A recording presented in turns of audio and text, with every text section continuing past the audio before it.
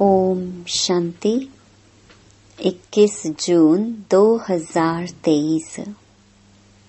बाबा के महावाक्य।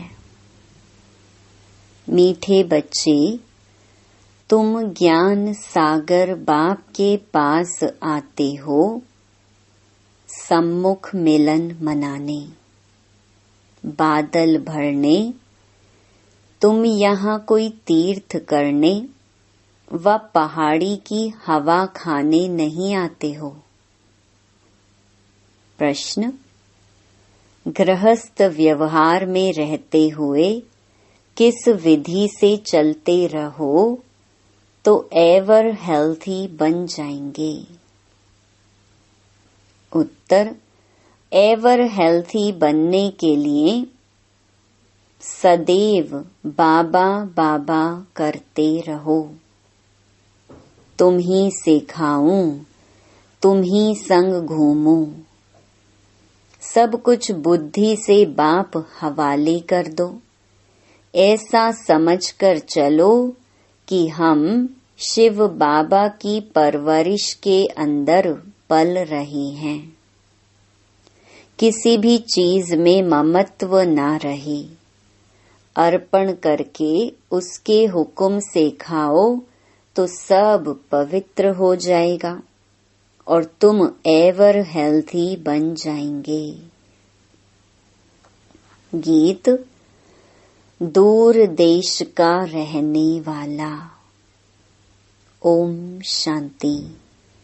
दूर देश के रहने वाले पास बच्चियां मिलने आती हैं। बच्चियां कोई तीर्थ पर नहीं आती हैं व पहाड़ी पर हवा खाने नहीं आती हैं। मनुष्य तो पहाड़ों पर जाते हैं हवा खाने, परंतु बच्चे यहाँ पर आते हैं मात पिता पास मिलने। यह जानते हो मात पिता दूर देश के रहने वाले आते हैं पराये देश में। क्यों आते हैं? स्वर्ग रचने। उनसे मिलने लिए बच्चे भिन्न भिन्न गांवों से, कितना दूर देश से आते हैं। विलायत से भी आएंगे। किस लिए? कोई चीज देखने लिए नहीं। आत्माएं अथवा जीवात्माएं आती हैं मात पिता से मिलने। मात पिता भी है दूर देश का रहने वाला। अब तुम किसके आगे बैठे हो? मात पिता के सामने बैठे हैं, जिससे स्वर्ग के सुख मिलने हैं, परंतु उनकी मत पर चलने से इसलिए श्रीमत का गायन इतना है। भगवानुवाच। श्रीमत गाई हुई है, ब्रह्मा विष्णु शंकर की श्रीमत का गायन नहीं है। सबसे श्रेष्ठ मात पिता है जिसका गायन करते हैं। इस सृष्टि के रचयिता मात पिता का आह्वान करते हैं कि इस छीछी पतित दुनिया में आओ, हमको पावन बनाओ। अब वह पराये देश में आया है, तुम भी पराये देश में बैठे हो। यह रावण का देश है। यह अकासुर बकासुर, पूतनाएं, सूपनखाएं, हिरण्याकश्यप आदि सब इस मनुष्य सृष्टि के मनुष्यों पर नाम हैं। असुरों का कोई दूसरा रूप नहीं है, न देवताओं का दूसरा रूप है, न चार भुजाएं हैं। हैं तो वह भी मनुष्य और देवताएं भी मनुष्य, परंतु देवताओं का पावन देश में पुनर्जन्म था। सतयुग त्रेता जैसे ईश्वर का घर है। स्वर्ग में आते हो तो अपने घर में आते हो। अब हो पराए घर रावण के घर में, तो बाप आकर तुमको रावण के घर से छुड़ाते हैं, लिबरेट करते हैं। आधा कल्प तो तुम माया के देश में पुनर्जन्म लेते रहते हो। सतयुग त्रेता में तो राम राज्य अर्थात ईश्वर का राज्य है, क्योंकि ईश्वर ने स्थापन किया है। आधा कल्प वहां पुनर्जन्म लेते आए, आधा कल्प रावण के राज्य में पुनर्जन्म लिया। अब बच्चों को समझ पड़ी है कि हम किसके सामने बैठे हैं। यह टीचर भी है, सतगुरु भी है। तुम माताएं भी टीचर हो, सतगुरु भी हो। तुम भी पढ़ाती हो मनुष्य से देवता बनाने लिए। अब तो तुम आसुरी संप्रदाय से दैवी संप्रदाय बन रहे हो। तुमको कांटों से फूल बनाने इस रथ पर बाप सवार हो आए हैं। यह तो बच्चों से मिलने और देशों में भी जाते हैं, क्योंकि चैतन्य ज्ञान सागर है। जड़ सागर तो नहीं है जो डुबो दे, नहीं, यह चैतन्य है। गायन है आत्मा परमात्मा अलग रहे बहुकाल। तो परमात्मा भी आते हैं, तो उनसे मिलने आत्माएं भी आती हैं। कहाँ कहाँ से बच्चियां आती हैं, बाप भी चक्कर लगाते हैं। भक्तों ने तो जहाँ तहाँ मंदिर बनाए हैं, जैसे क्राइस्ट के जड़ चित्र भी बनाते हैं। अब वह तो है देहधारी, और जो भी हैं ब्रह्मा विष्णु शंकर देहधारी हैं। इन सब से ऊंच ते ऊंच है भगवान। उनको अपना शरीर नहीं है, उनको तो सभी बाप कहेंगे। परम पिता गॉड फादर। उनको तो न स्थूल शरीर है न सूक्ष्म शरीर है। आते भी हैं जरूर। कैसे आते हैं ये सब भूल गए हैं। ऐसे तो नहीं कहेंगे श्री कृष्ण पतित पावन हैं, न श्री कृष्ण के शरीर में आकर पावन बनाते हैं। तो श्री कृष्ण भगवानुवाच रॉन्ग हो गया। श्री कृष्ण के मुख द्वारा क्या रचे, क्या देवताएं? नहीं, पहले तो ब्राह्मण चाहिए, उसके लिए ब्रह्मा चाहिए। नहीं तो ब्रह्मा का ऑक्यूपेशन कहाँ? श्री कृष्ण का नाम लगाने से ब्रह्मा की बायोग्राफी गुम हो जाती है। श्री कृष्ण द्वारा सतयुग स्थापन किया तो ब्रह्मा का ऑक्यूपेशन ही गुम कर दिया। परंतु तुम बच्चे जानते हो जो यहाँ आते हो। बाकी जो नहीं जानते वह समझेंगे कि यह भी एक सत्संग है जहाँ गीता सुनाते हैं। परंतु यहाँ कौन सुनाते हैं यह तुम बच्चे जानते हो। ज्ञान का सागर मोस्ट बिलवेड मात पिता सुनाते हैं। कितना मीठा, कितना प्यारा है। तुम कोई मनुष्य को मीठा कह नहीं सकते, क्योंकि सभी कड़वे विकारी हैं। बाप उनको पावन बना रहे हैं। तो ऊंच ते ऊंच है भगवान।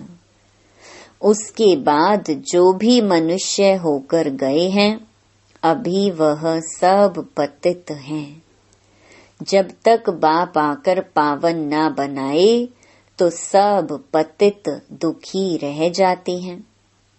जैसे मनुष्य कहते हैं कलयुग हजारों वर्ष का है, यह तो इम्पॉसिबल है। महाभारी लड़ाई सामने खड़ी है, जिसमें मुक्ति जीवन मुक्ति के गेट्स खुलते हैं। तब तक कोई मुक्ति जीवन मुक्ति में जा नहीं सकते।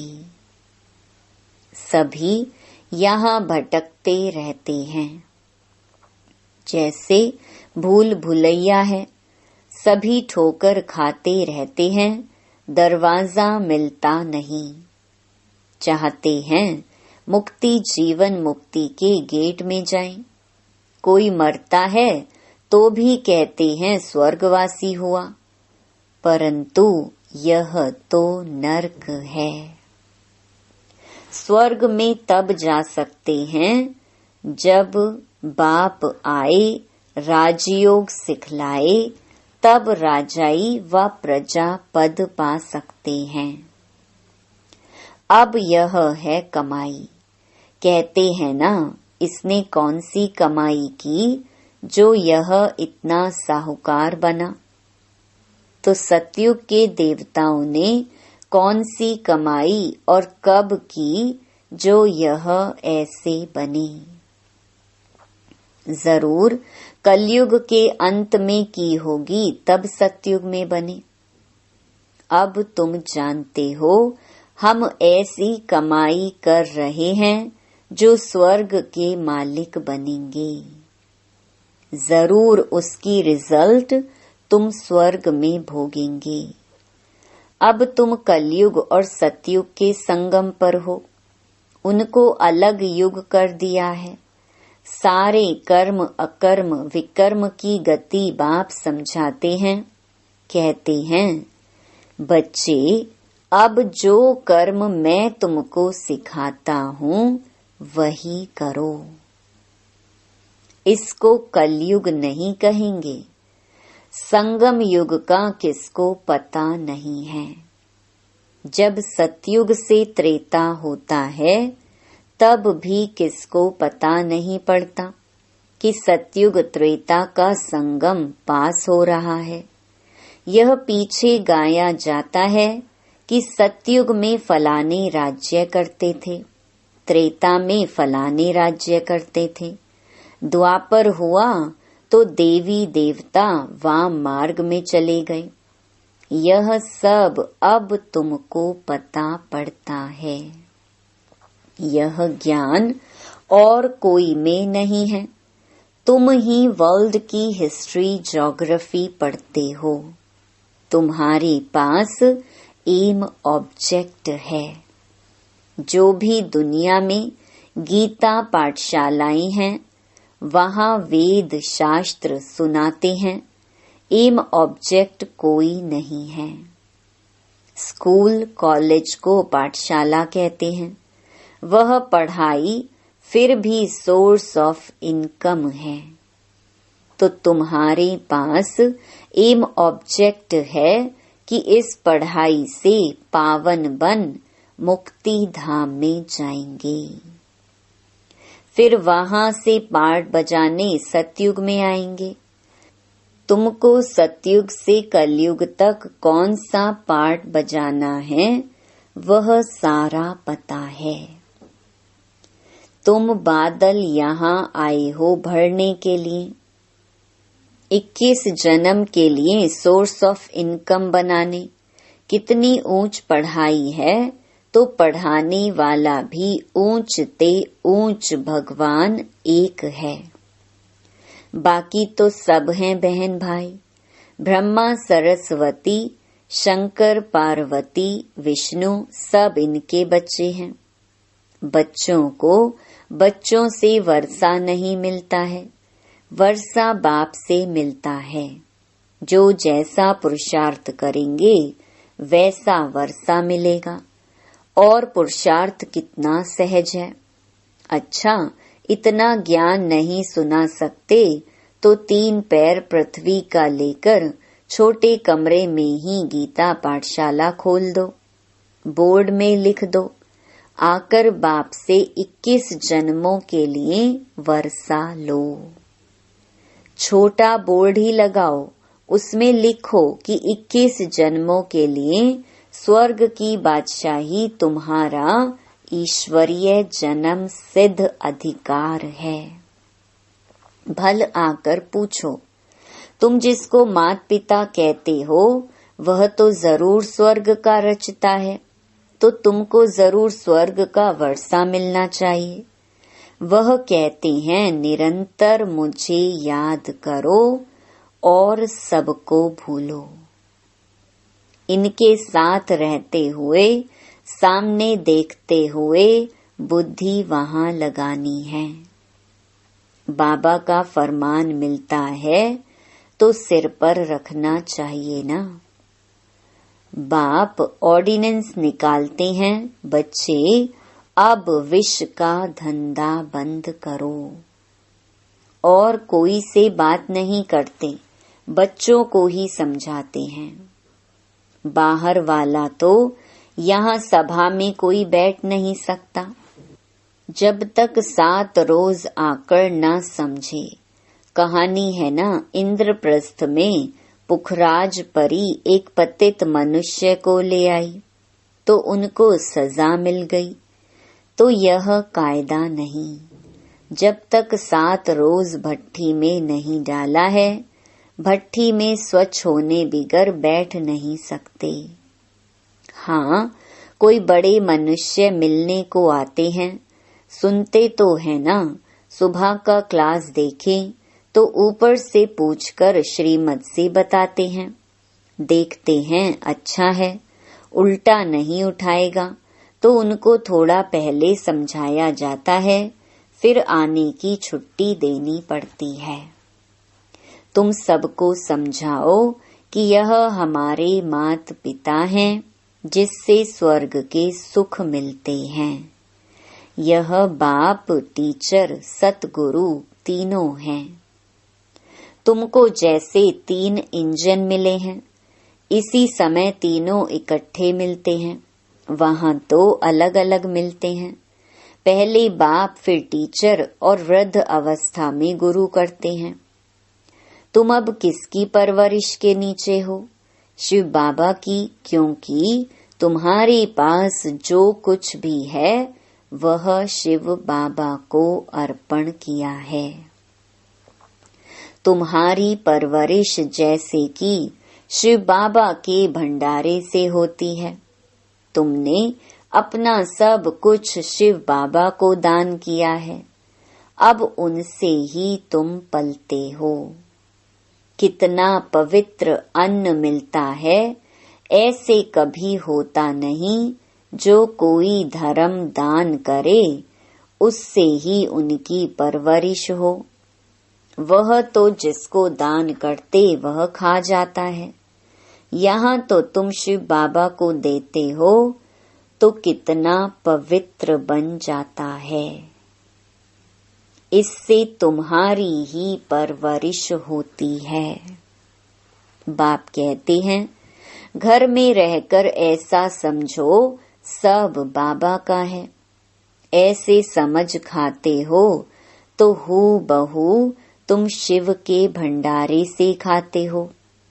इसमें कोई ममत्व नहीं। बाप का समझते हो, बाप का दिया हुआ है, बाप को अर्पण किया हुआ है। उनके हुक्म से खा रहे हैं।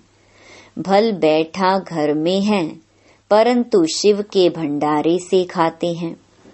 कहते हो ना, तुम ही से खाऊं, तुम ही से घूमूं। बाबा बाबा कहने से उनसे योग लगा रहेगा। एवर हेल्थी बन जाएंगे। यह है हेल्थी बनने की सैनिटोरियम। उस सैनिटोरियम में सारी आयु थोड़े ही रहते हैं, थोड़ा टाइम रहकर चले जाते हैं। यहाँ तो तुम बैठे हुए हो। एवर हेल्थी 21 जन्मों लिए बनते हो। यहाँ आते हो किस लिए? आधा कल्प लिए ever healthy, ever wealthy, ever happy बनने लिए।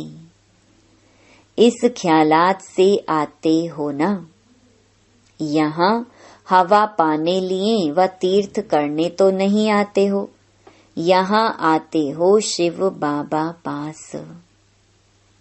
बाप भी आते हैं पराए देश पराए तन में। गीता जो गाई हुई है कुछ तो राइट होगा।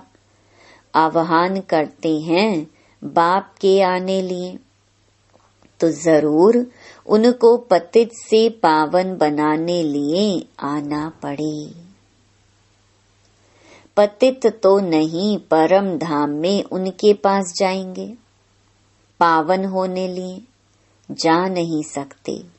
हरेक भक्त की आत्मा पुकारती है कि बाबा आओ। बाप कहते हैं मैं आता हूँ सबकी गति सदगति करने। सर्व के ऊपर दया करने वाला सर्वोदया तो एक बाप है ना। कौन सी दया करते हैं? श्रीमत देते हैं। श्रीमत तो मशहूर है, जिस पर चलने से श्रेष्ठ अर्थात स्वर्ग के मालिक बनेंगे। फिर जो जितना डायरेक्शन पर चले, कोई तकलीफ तो नहीं देते हठयोग करने अथवा तीर्थों पर धक्का खाने की। अमेरिका हो, फिलीपींस हो, कहाँ भी हो, गृहस्थ व्यवहार में तो रहना चाहिए, परंतु रहते हुए कमल पुष्प समान रहना है। जनक का मिसाल है, तुम्हारा है राजयोग। वह तो कहेंगे स्वर्ग के सुख तो कागविष्टा के समान है, परंतु भारत का राजयोग तो मशहूर है, इसको कोई जानते नहीं। प्राचीन योग तो प्राचीन बाप ही सिखाएंगे। गीता, वेद, शास्त्र आदि सब भक्ति मार्ग की सामग्री है। झाड़ को पूरा होना ही है, फिर इसी झाड़ को सब्ज होना है। तो तुम आए हो माता पिता पास रिफ्रेश होने, और घड़ी घड़ी आएंगे क्योंकि सम्मुख मजा आता है। यहाँ सदा के लिए तो बैठ नहीं सकते, लौ नहीं। अपना गृहस्थ व्यवहार भी संभालना है जरूर। बाकी यह पाठशाला अर्जुन बहुत वृद्धि को पाएगी।